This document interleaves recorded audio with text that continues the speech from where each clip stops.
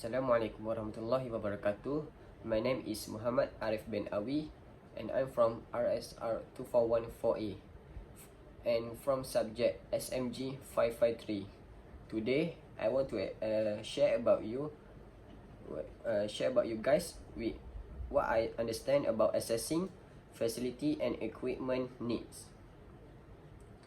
First of all, as a facility and equipment manager, the assessment tasks that need to include is the number and kinds of user groups, specialized programs and activities conducted, seasons in which programs are conducted, and the degree of program which cause conflict, overlap, and constraints. As a facility and equipment manager, to achieve the goal and objective, the manager need to identify the participants' need and interests.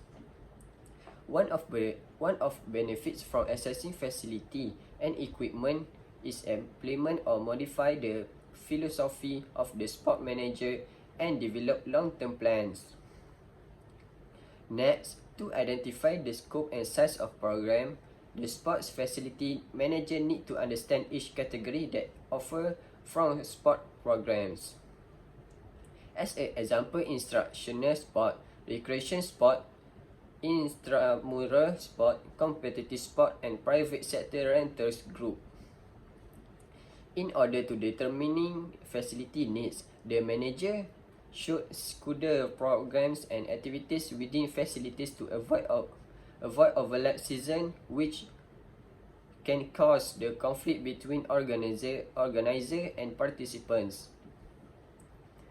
The manager need to consider the size, configuration, ceiling height, and equipment for playing, scoring, and timing. For safety, the manager must ensure that adequate floor size, field source, and buffer zone are available. If the program overlap, manager must take quick action to reschedule the activities.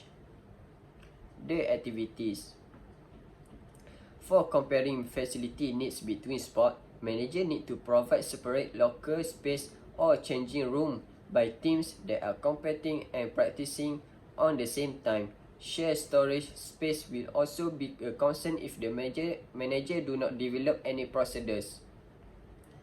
During the season in which activities are offered, the manager must plan to minimize pressure and demand for maintenance personnel and also plan for the purchase acquisition inventory. Next is determine equipment needs. This equipment is divided into two categories, which is capital equipment and expendable equipment. The meaning for capital equipment is permanent for fixed equipment of a permanent in nature.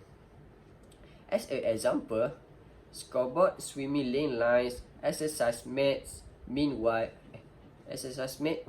nets, and many more. Meanwhile, for expendable equipment, it is the material that has a short life span and requires replacement. For example, sport balls, hockey sticks, bows, arrows, tennis rackets, and stopwatches. As a conclusion, sport facility manager is the person who has great responsibilities in coordinating the facility and equipment. Their responsibility is to ensure maximum usage and achieving its short and long-term goals. That's all from my opinion. Thank you.